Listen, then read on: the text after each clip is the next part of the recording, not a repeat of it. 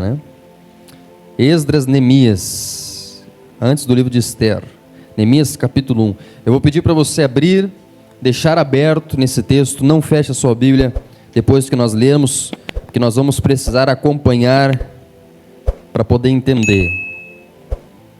Depois da morte de Salomão, em mais ou menos 931 a.C., Salomão, o rei Salomão morre.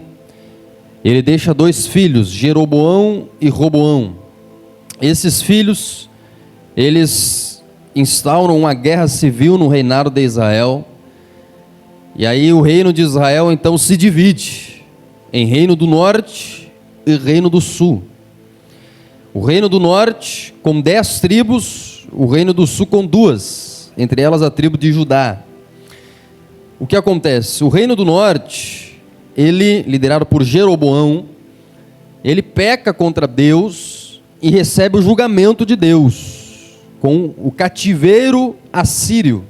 O que é o cativeiro? É quando um povo vem, destrói toda aquela nação e leva o povo daquela nação para o seu reino.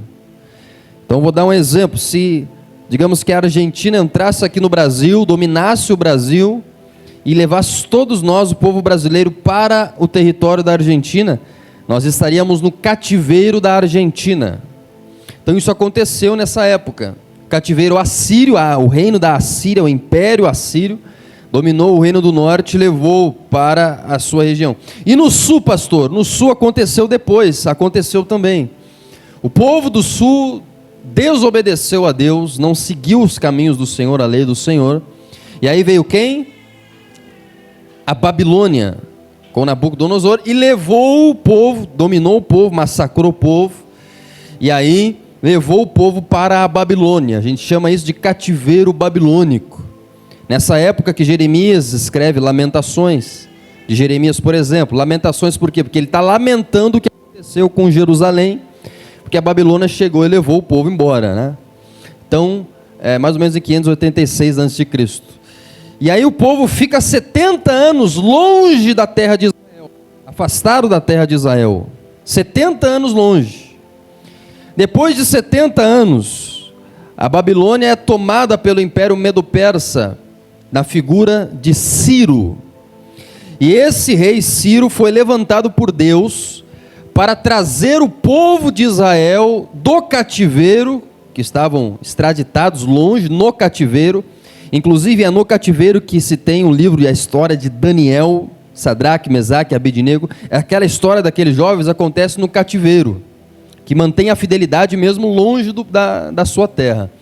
E aí depois de 70 anos, Deus levanta Ciro para baixar um decreto e trazer o povo de Israel de novo para a terra de Israel, que agora já estava dominada por outros povos. Quem está entendendo, diga amém. Essa história, se você não entender isso que eu estou falando para você, você não entende nada do Antigo Testamento, nada. Você não tem nenhuma noção do Antigo Testamento, se não conhece essa história que está descrita no Antigo Testamento. E muito menos o livro de Neemias. Por quê? Porque Deus levanta, Ele traz o povo em 3 fases para a terra de novo. Primeiro Ele traz com Zorobabel, que vem para reconstruir o templo na terra de Israel. Depois, aí vem um terço do povo com Zorobabel. Depois, numa segunda fase, vem mais um pouco do povo, retorna para a terra de Israel com Esdras. E depois, no terceiro momento, o resto do povo que ainda estava no cativeiro, retorna para a terra de Israel, na pessoa de Neemias, para reconstruir não o templo, não para ensinar a lei como foi com Esdras, mas para reconstruir os muros da cidade de Jerusalém. Diga amém? Então é mais ou menos essa história do cativeiro. Esse texto aqui de Neemias, o contexto dele é que ele se passa pós-cativeiro babilônico. O povo está retornando para a terra de Israel, e na pessoa de Neemias, Deus levanta Neemias, que era copeiro do rei. Deus levanta Neemias como um líder, como um homem forte, para trazer, para liderar o povo de volta para a terra de Israel, como se fosse um Moisés, que fosse tirar a terra, não do Egito, mas da Babilônia, e trazer o povo de volta para a terra de Israel. Glória a Deus. Então se passa a história de Neemias. Quem foi esse homem? Nós precisamos entender isso, porque hoje eu quero falar O tema dessa reflexão, desse ensino que eu vou trazer para você é os atributos de um intercessor. Então, para os irmãos que estão anotando, você pode anotar aí. Os atributos de um intercessor. Esse é o título desse ensino que eu vou passar para você. Os atributos de uma pessoa, de um intercessor. É relevante esse tema. Para você que é homem e mulher, que vai ser, dentro em breve, um grande intercessor na presença de Deus. Você precisa ter esses atributos que eu vou passar para você. Eu vou passar para você 7 atributos. E você precisa tê-los, se você quiser ser um intercessor ungido na presença de Deus. Glória a Deus.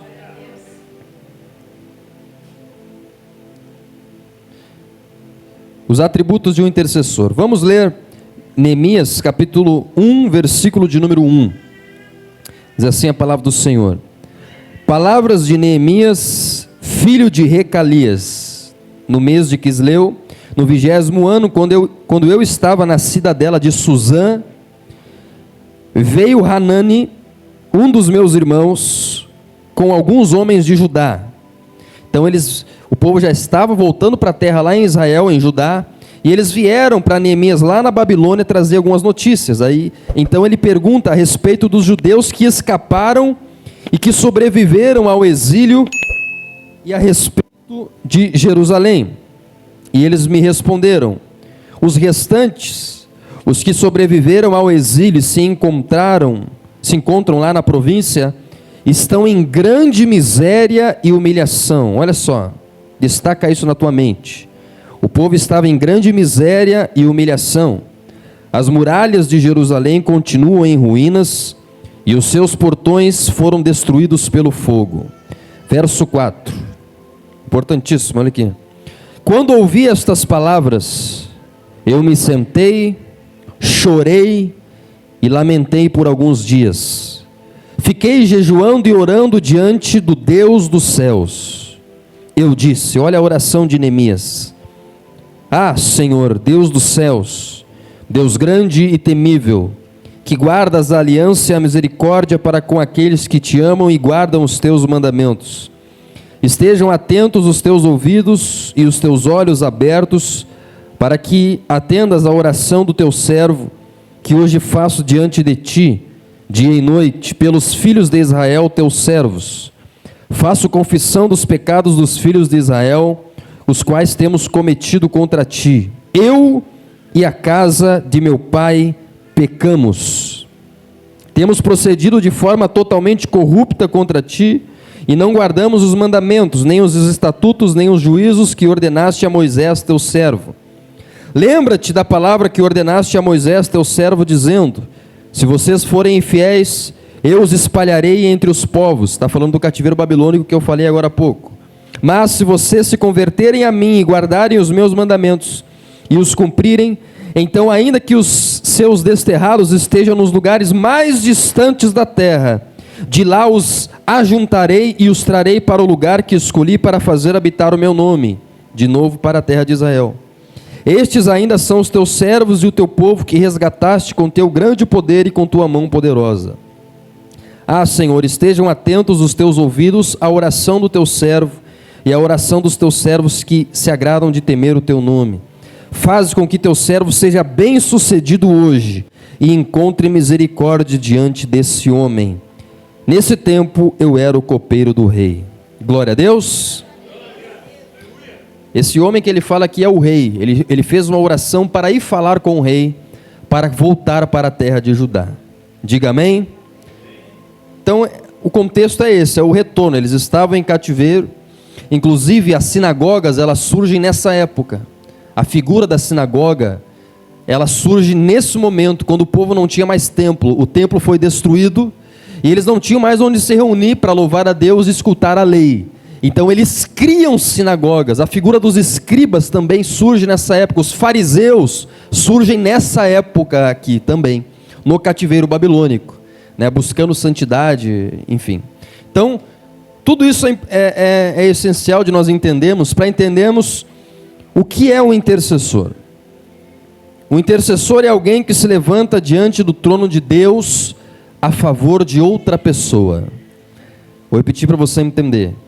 O intercessor é alguém que se levanta diante do trono de Deus a favor de outra pessoa. Neemias era, acima de tudo, um homem de oração. Nós temos pelo menos 10 orações em todo o livro de Neemias. Em todos os capítulos, praticamente, você tem Neemias orando, fazendo esse tipo de oração aqui. Você tem orações escritas de Neemias, como nós acabamos de ler. E a oração, ela é, nós vamos falar isso no finalzinho, é esse poder que move o braço onipotente de Deus. E o intercessor, ele é sobretudo um homem e uma mulher de oração. Quem está acordado, diga amém. Primeiro atributo que o intercessor tem que ter, está ali no versículo de número 4. Primeiro, o intercessor, ele sente o fardo dos outros sobre si mesmo. Versículo 4. O intercessor, ele sente o fardo dos outros sobre si mesmo. Quando os irmãos de Neemias chegam para ele dizendo para ele: Neemias, o nosso povo está lá em Judá, o pessoal que já voltou, eles estão sofrendo, eles estão em pobreza, eles estão humilhados, eles estão na miséria, eles estão padecendo naquele lugar. Se puder aumentar um pouquinho, por favor, o microfone, por gentileza, para poupar minha voz aqui. Eles estão padecendo, eles estão na miséria, naquele lugar. O que o versículo 4 diz? Ao ouvir essas palavras, eu me sentei, chorei e lamentei. Quando Neemias vê a necessidade do seu povo, quando Neemias descobre o problema que o seu povo, a sua família estava passando, Neemias então sente aquele fardo, e por sentir aquele fardo, ele se coloca em oração. O intercessor, ele se torna responsável diante do conhecimento de uma necessidade. Sempre que um problema é colocado nas suas mãos, sempre que um problema na igreja é apresentado a você, sempre que você é apresentado talvez na internet alguma situação, algum vídeo ali que mostra pessoas padecendo, e aquilo toca fundo no seu coração, é Deus colocando nas suas mãos a responsabilidade de, no mínimo, orar por aquela situação. O conhecimento de um problema nos responsabiliza diante de Deus. Neemias toma essa responsabilidade para ele mesmo. Ele poderia ouvir, porque ele era copeiro do rei, ele estava bem lá na Babilônia. Presta atenção, ele estava bem, ele era copeiro do rei. Ele não estava padecendo, ele não estava na miséria. Mas quando ele descobre que o seu povo, os israelitas, estão lá em Judá, na miséria, porque eles voltaram do cativeiro, não tinha casa, não tinha dinheiro, não tinha nada, só tinha destruição. Quando ele descobre a necessidade, ele esboça o primeiro atributo de um intercessor. Ele sente compaixão pelas pessoas que estão em necessidade e começa a orar por aquelas pessoas. Diga amém? Ou seja, o intercessor, ele sente a dor dos outros na sua própria pele. Escute uma coisa, todos que estão aqui, nem todos que estão aqui vão ser intercessores. Por quê? Aí você vai me dizer se você vai ser ou não agora. Vai me dizer não, você vai dizer para si mesmo agora. Existe uma qualidade que desqualifica uma pessoa para ser intercessor. Existe uma característica que desqualifica qualquer um para ser um intercessor. Que característica é essa? Essa característica se chama egoísmo. Um egoísta jamais vai ser um intercessor. Uma pessoa que só se importa com coisas para ela mesma, uma pessoa que só se importa com ela mesma, com a vida dela, com aquilo que tem para ela mesma, ela jamais vai conseguir ser um intercessor, porque o intercessor, ele não tem os olhos para ele mesmo, o intercessor tem os olhos para o outro. O intercessor, ele ora e muitas vezes nem está ciente de recompensa nenhuma. Ele ora, por exemplo, o intercessor do pastor, ele ora para o pastor ser ungido, e muitas vezes ele vai ver o pastor lá no altar sendo ungido, sendo usado em poder, em milagre, em glória, talvez ministrando em outras igrejas com ministério frutífero. E o intercessor, as pessoas nem sabem o nome, não sabem onde mora.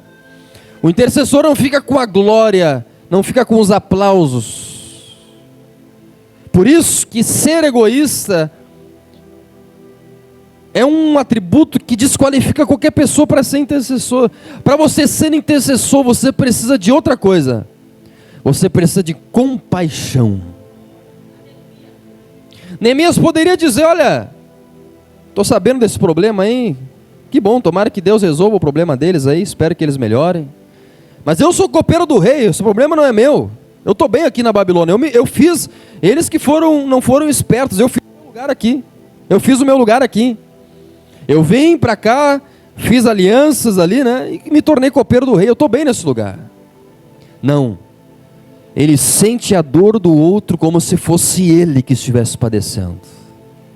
Quando ele ouve que o povo está na miséria, a Bíblia diz que ele se senta naquele lugar, que ele chora, que ele lamenta, e muito mais. O verso 4, acompanhe comigo aí. Diz que ele jejua e ora diante de Deus. Ele se coloca em jejum e oração pelas almas que estão sofrendo.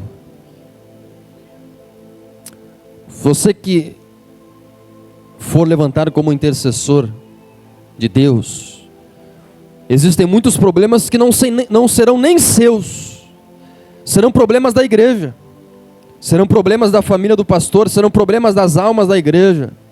Muitas vezes você vai estar bem, mas Deus vai te fazer ciente desses problemas, e sua será a responsabilidade de jejuar pela sua igreja, de orar pela sua igreja, de fazer 7 dias de oração, jejum, só na água, não para você receber um bem material, mas para abençoar a sua igreja, para Deus levantar aquele irmão que está lá no hospital. Essa é a primeira qualificação do intercessor. Ele tem os olhos voltados para o outro, ele sente a dor do próximo. Quando ele faz propósito de oração, é pelo outro. Quem está entendendo, diga amém. Primeiro atributo para uma pessoa ser intercessor de Deus: jamais pode ser egoísta, jamais pode olhar para si mesmo. Quem está entendendo, dá um glória a Deus aí. Então, o conhecimento dos problemas do seu povo levou Neemias a orar a respeito do assunto. Grave o que eu estou dizendo para você. Quando Deus coloca um problema em tuas mãos, quando você toma ciência de um problema, quando você sabe que o irmão da igreja está padecendo, quando você sabe que o pastor está precisando, está doente, talvez está precisando de alguma oração, junto com o conhecimento daquele problema, Deus está colocando em tuas mãos também a responsabilidade de orar por aquela situação. Mesmo que você não tenha condições de ajudar, você não vai ter condições de abraçar o mundo, de ajudar todo mundo que está com problema, mas você pode, não importa quem seja, orar por essa situação, porque orar não custa nada além de tempo. Diga amém? Então, o primeiro atributo de um intercessor: ele sente o fardo dos outros sobre si. Por isso que quem é pai e mãe, normalmente está num caminho certo para entender o que é ser intercessor. Você que é pai e mãe que está me ouvindo aqui. Porque ser pai e ser mãe é justamente amar o outro sem esperar nada em troca. Ser pai e ser mãe é justamente saber tomar o fardo do filho. Às vezes o filho está passando por um problema, você pai e mãe não está passando, não importa quantos anos tenha de vida, né? Você está bem. Mas o filho está naquela situação e você fica preocupado, preocupada. Você sente a dor do filho, você sente aquele fardo sobre você mesmo. Então a figura do pai e da mãe é um grande exemplo do que é um intercessor. Glória a Deus. Sentir o fardo do outro sobre si mesmo. Segunda coisa, versículo 5. O intercessor, ele reconhece a soberania de Deus.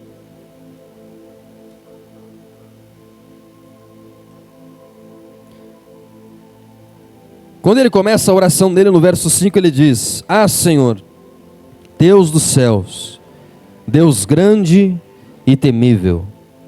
Segunda característica do intercessor: entenda a soberania de Deus. Neemias jejuou por 120 dias, orou por 120 dias, porque ele sabia que Deus era a solução daquela situação. Porque ele sabia que estava se aproximando de um Deus soberano, onipotente, poderoso. Ele sabia que para Deus não existiriam causas impossíveis. Ele sabia que quanto maior Deus se tornasse para ele, menor se tornaria aquele problema. Para você ser um intercessor, a segunda coisa é você entender que não existe situação impossível demais que Deus não possa resolver. Porque isso fará com que você interceda por situações impossíveis, mas com uma fé lá nas alturas. Ele estava intercedendo por algo impossível, ele ia falar com o rei. Logicamente o rei provavelmente ia dizer não, mas ele intercedeu. Ele orou porque ele sabia que Deus estava acima de qualquer reinado humano. Na verdade, a atividade do intercessor é orar normalmente por coisas impossíveis. Porque se for possível, ninguém vai acionar a intercessão para orar. Você só aciona a intercessão, só aciona a oração. Você só vai para a oração quando já esgotou os recursos humanos. E a pessoa que vai orar, no caso você, precisa ser além da naturalidade. Você precisa ser uma pessoa que crê no sobrenatural de Deus. Você precisa ser uma pessoa que tem uma fé tão grande que crê que mesmo que a pessoa esteja morta, ela pode ressuscitar através da oração. Se você não for assim, busque ser assim, porque você ainda não atingiu uma medida de fé suficiente para ser um intercessor. Diga glória a Deus. Você precisa crer que não existe bairro perdido demais que Deus não possa avivar e restaurar.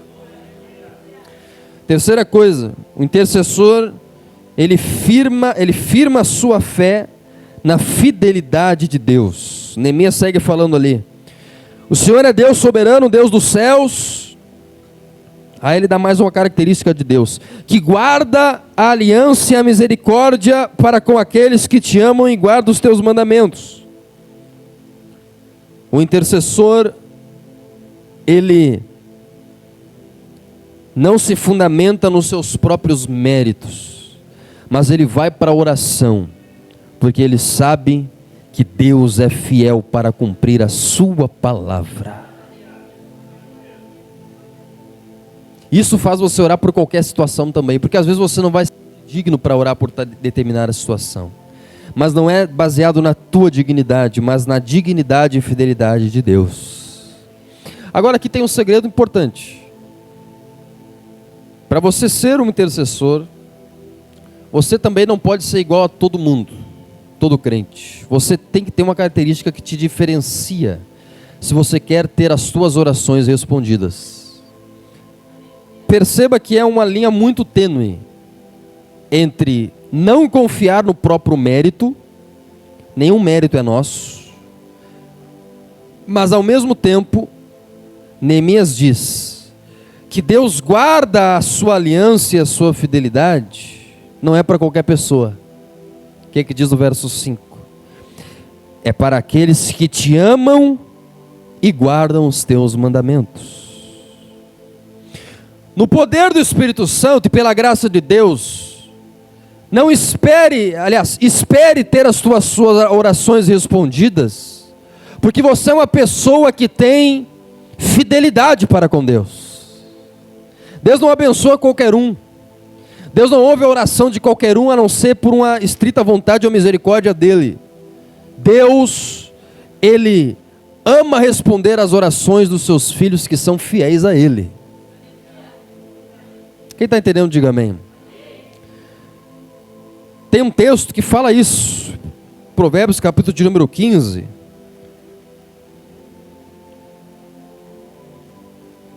Deixa eu abrir para os irmãos aqui, Provérbios capítulo de número 15.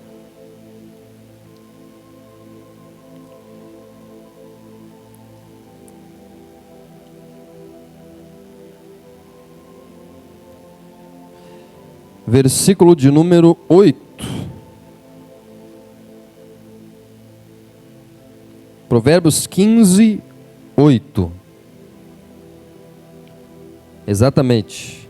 Depois nós vamos ler o 29. Aqui eu abri agora me veio agora esse versículo na mente para exemplificar para os irmãos. Provérbios capítulo 15, versículo 8. Olha só o que diz, queridos. Depois nós vamos ler o 29, para comprovar o que eu estou dizendo para você. Olha, escute. Provérbios 15, 8. O Senhor detesta, olha só que forte esse versículo, o sacrifício dos ímpios, mas a oração dos retos é o seu prazer. O que a Bíblia está dizendo? Está dizendo que se o ímpio que está ali na esquina fumando agora fizer uma oração, um sacrifício de louvor, é detestável para Deus. A misericórdia de Deus cobre a vida dessa pessoa, e essa pessoa, por algum propósito de Deus, pode ser ouvida por Deus, sem problema nenhum. Mas isso não é regra, não é norma. A norma é esta daqui.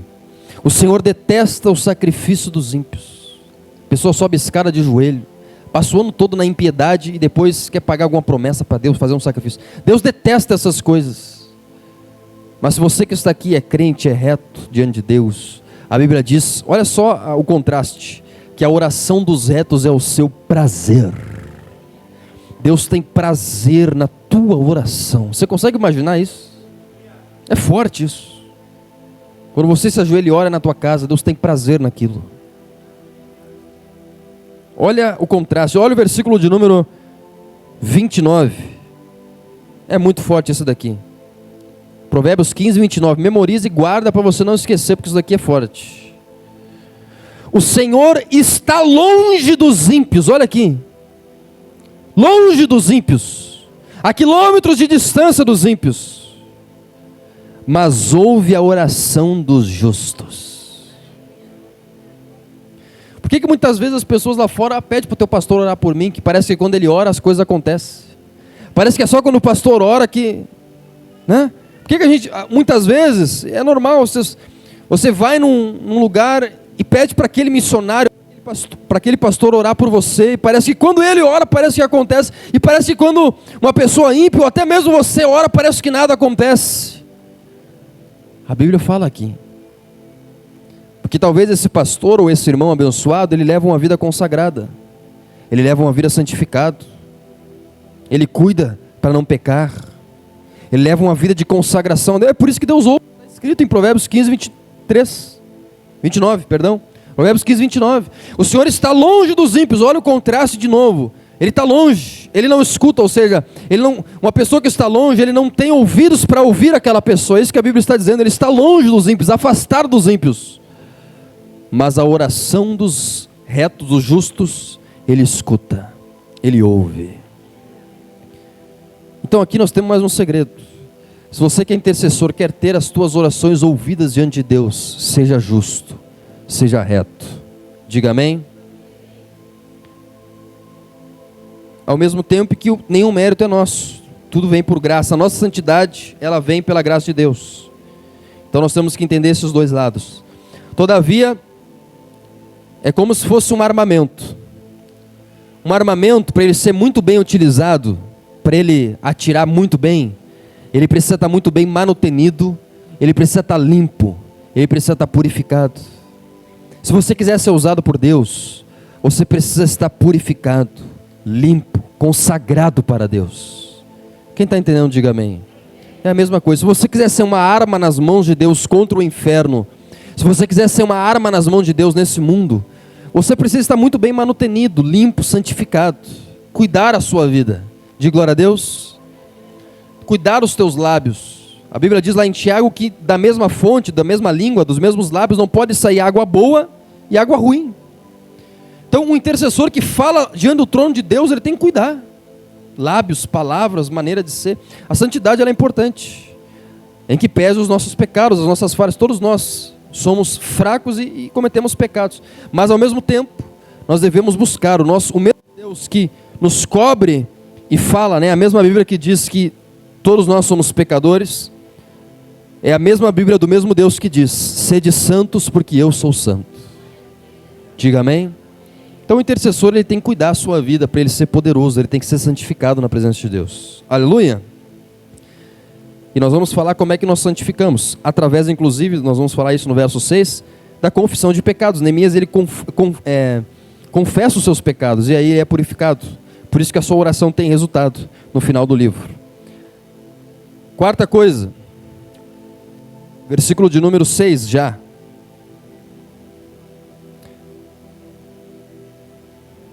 Já vou falar disso agora. Ó. Ele reconhece os seus pecados e os pecados do povo e os confessa. Aqui está um atributo do intercessor, a confissão. A intercessão ela tem isso. Ele fala aí no verso 6, ó. Faço confissão dos pecados dos filhos de Israel, os quais temos cometido contra ti. Eu e a casa de meu pai pecamos. Olha a confissão. Ele está santificando aqui. Verso 7. Temos procedido de forma totalmente corrupta contra ti, e não guardamos os mandamentos, nem os estatutos, nem os juízos que ordenaste a Moisés. Então, quando você for interceder, primeira coisa, purifica o teu coração, confessa os teus pecados, pede perdão, se arrependa daquilo que você tem cometido, purifica o teu armamento, purifica o teu espírito através da confissão de pecados. Diga amém. Outra coisa que nós temos aqui, inclusive, é que o intercessor ele nunca entende que o povo é culpado apenas, mas se identifica com o pecado do povo. Ele jamais aponta o dedo para os outros, mas ele levanta a mão aos céus em fervente oração. Ele diz: Senhor Deus, o Senhor está tratando esse povo. Ele não fala assim, porque esse povo aí é pecador, é miserável, eles merecem. Não. Ele diz: Senhor Deus, eu e a casa de meu pai pecamos. Eu e o meu povo, eu assumo essa responsabilidade pelo meu povo. Diga glória a Deus. Intercessor é assim, ele tem que assumir responsabilidade. Inclusive você, pai e mãe que está aqui, pela tua família é a mesma coisa. Essa mensagem eu também prego para pais e mães que intercedem pela sua família. Você precisa se identificar com isso e assumir a responsabilidade pela sua casa. Intercessor precisa assumir a responsabilidade pelo ministério, pela igreja. Diga glória a Deus. Quinta coisa, ele importuna a Deus com as suas súplicas. O intercessor não descansa nem dá descanso a Deus. Verso 6, no início ele diz: estejam atentos os teus ouvidos e os teus olhos abertos, para que atendas a oração do teu servo, que hoje faço diante de ti, de dia e de noite. Com jejum, oração, por 120 dias ele orou, ele chorou, ele jejuou, ele insistiu com Deus, porque ele não dá descanso a Deus. Quantas vezes nós começamos a interceder por alguma coisa e logo depois abandonamos, queridos?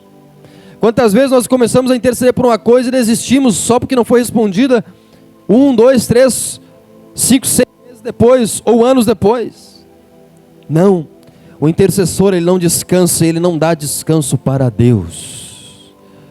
A Bíblia diz lá no livro de Isaías: não deis descanso para Deus, enquanto ele não ouvir as suas orações. O intercessor, ele é incansável na sua oração. Diga glória a Deus. Ele suplica dia e noite. Ele se coloca na brecha em favor de alguém. Sexta coisa, um intercessor, ele se fundamenta nas promessas da palavra de Deus. Aí vem do verso 8 ao verso 10. Se você ler o verso 8 a 10, você vai ver que Neemias, ele era um grande conhecedor da palavra de Deus. Ele fala das promessas que Deus deu a Moisés. Ele relembra todas as promessas que Deus falou ao servo, aos patriarcas. Ele relembra toda a história que está na Torá.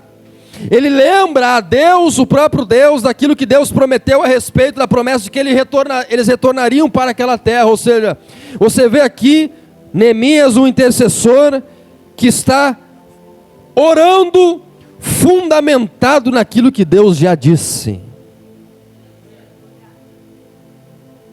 Diga glória a Deus. Um intercessor que está com a sua mente embebida da palavra de Deus. Ele está saturado da palavra de Deus. Ele ora não a esmo, mas ele ora baseado numa promessa. Ele ora baseado numa palavra. Ele ora porque ele mesmo diz a Deus: Senhor, o Senhor prometeu que faria. E eu oro baseado nesta promessa. Anote essa frase aqui. A palavra de Deus é o combustível que alimenta o ministério da intercessão. Não existe intercessor fraco de Bíblia, isso não existe. Vai orar por coisas que Deus não prometeu, e aí não vai ter resposta. Vai orar por coisas que Deus não falou. O intercessor poderoso é um intercessor que ora baseado na palavra de Deus. A palavra de Deus é o combustível que alimenta o ministério da intercessão.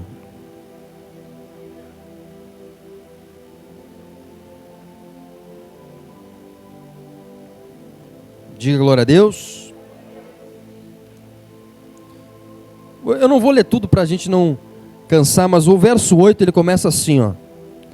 Olha só como Neemias ora, e é assim que você tem que orar. Eu adotei essa prática de oração, eu oro assim também. Ele faz uma oração, exalta o poder de Deus, confessa os seus pecados, aí depois no verso 8 ele diz: Senhor, lembra-te da palavra que ordenaste ao teu servo Moisés. Lembra do que o Senhor prometeu. Lembra do que o Senhor disse. Aí ele cita de memória a palavra. Ele tinha a palavra de Deus memorizada. Ele cita, abre aspas: se vocês forem fiéis, eu os espalharei entre os povos. Mas se vocês se converterem a mim. E aí ele cita tudo aquilo que Deus falou. Ou seja, ele é um homem que ora baseado numa promessa. Diga glória a Deus. A palavra de Deus e a oração, elas andam de mãos dadas. Você precisa orar baseado numa promessa. Senhor, tu prometeste no Salmo 91 que protegeria, que daria ordem aos seus anjos para me guiarem e me guardarem nessa situação. Senhor, tu prometeste no Salmo tal coisa, tal coisa e tal coisa. Senhor, tu prometeste em Romanos capítulo 8, versículo de número 30 em diante, versículo de número 28 em diante, que todas as coisas cooperariam para o bem daqueles que te amam. Está aqui um povo que te ama, então faça esse mal cooperar para o teu bem. E aí você vai orando, traçando essas promessas de Deus, porque quando você ora baseado numa promessa de Deus, você já ora com a certeza da vitória. Quando você ora baseado em algo que Deus já prometeu, você já ora sabendo que isso vai acontecer. Olha o segredo de você ter orações respondidas. Amados irmãos, eu há muitos anos não oro sem ter a Bíblia aberta diante de mim. Há muitos anos eu não faço oração, a não ser que seja por questões que eu esteja, sem ter uma Bíblia aberta diante de mim, lendo algum salmo e orando aquele salmo, e clamando pela bênção de Deus baseado naquela promessa que Ele fez. Quem está entendendo, diga glória a Deus. Você abre lá Isaías, aí você vai ler Isaías 40, aqui diz que o Senhor fortalece o cansado. Senhor, eu estou cansado. Senhor, essa pessoa pela qual eu estou orando está cansada. Senhor, o meu pastor está cansado. E aqui diz que o Senhor fortalece o cansado, que o Senhor dá força para o que não tem vigor. E eu oro agora baseado nessa promessa. Vá lá agora e fortalece o meu pastor, fortalece essa pessoa. Está cansada. Então, tome o hábito de não orar sem ter a Bíblia aberta e sem orar baseado numa promessa de Deus. Porque Neemias nos ensina que o segredo da vitória é chamar as promessas de Deus para a tua oração. Diga amém. É falar para Deus: Senhor, lembra-te da promessa que fizeste. Lembra-te do que disseste. Porque Deus não tem intenção de responder às orações de alguém que não valoriza aquilo que Ele já disse. Da mesma forma que Deus não tem intenção de falar, e Deus não quer falar com pessoas que não valorizam aquilo que Ele já disse. Ele falou um monte de coisa já. E tudo aquilo que está aqui tem que ser combustível para alimentar o teu ministério de intercessão, de oração. Diga glória a Deus. Aleluia. Então, baseado nisso, baseado nessa prática, você pode, nos teus momentos de oração, todos os momentos de oração, você abre a sua Bíblia, e Deus nos deu um livro de oração em especial. Toda a Bíblia ela serve para isso. Mas Deus nos deu um livro de oração que se chama Salmos. Esse livro é um livro de oração do povo de Deus. Você vai abrir lá em Salmo, capítulo, deixa eu pegar um capítulo aqui, capítulo de número 4. Eu estou dando um exemplo aqui. Salmo capítulo número 4. E aí você vai ler.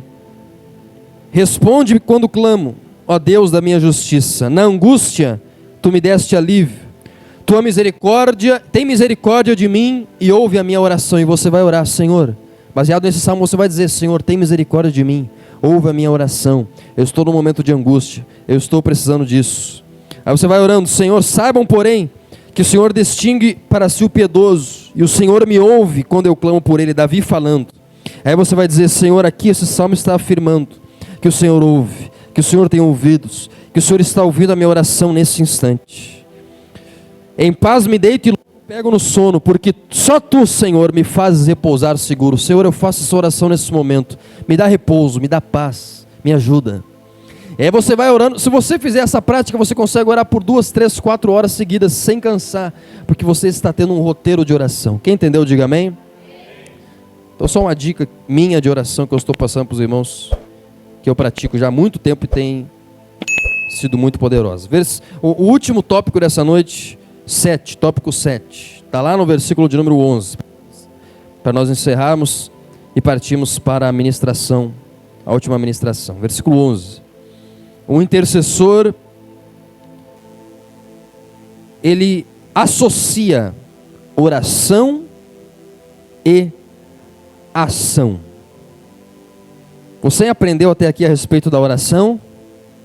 Então, você vai ver que Neemias também, depois de 120 dias de oração, de jejum, de lamento, de colocar a sua causa diante de Deus, ele faz da oração, aliás, ele faz da ação uma manifestação da sua oração. Ele se levanta, ele vai ao rei, ele informa a situação do seu povo, ele faz o pedido ao rei, e a Bíblia diz que Deus toca no coração do rei e libera Neemias e todo o povo para retornarem à terra de Israel.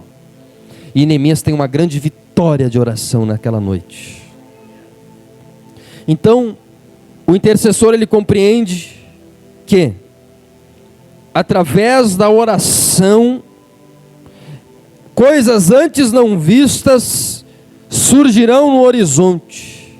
E através da oração, todas as preocupações serão extinguidas, porque a oração tem o poder de mover o braço onipotente de Deus. Ele associa a oração com a atitude. Depois que ele ora, ele levanta e ele age. Ele vai lá e libera uma palavra para aquela pessoa. Ele vai lá e libera uma provisão para aquela pessoa. Ele vai lá e dá um abraço naquela pessoa. Ele intercede para que uma alma se converta, ele vai lá e convida aquela alma para vir no culto. Quem está entendendo, diga amém. É mais ou menos essa dinâmica de um intercessor. Glória a Deus. Então vamos revisar aqui. Primeiro, o intercessor, ele sente o fardo dos outros sobre si mesmo. Segundo, ele reconhece a soberania de Deus. Terceiro, ele se firma na fidelidade de Deus. Quarto, ele reconhece os seus pecados e os pecados do povo e os confessa. Quinto, ele importuna Deus com as suas súplicas. Sexto, ele se fundamenta nas promessas da palavra de Deus. E por último, ele associa devoção e atitude. Quem entendeu, dá um glória a Deus aí. Você entendeu nessa noite esses atributos do intercessor? Se você não tem algum deles, agora nós vamos orar para que Deus possa abençoar você e ungir você com essa atitude. Coloque-se de pé, você que acredita nisso, em nome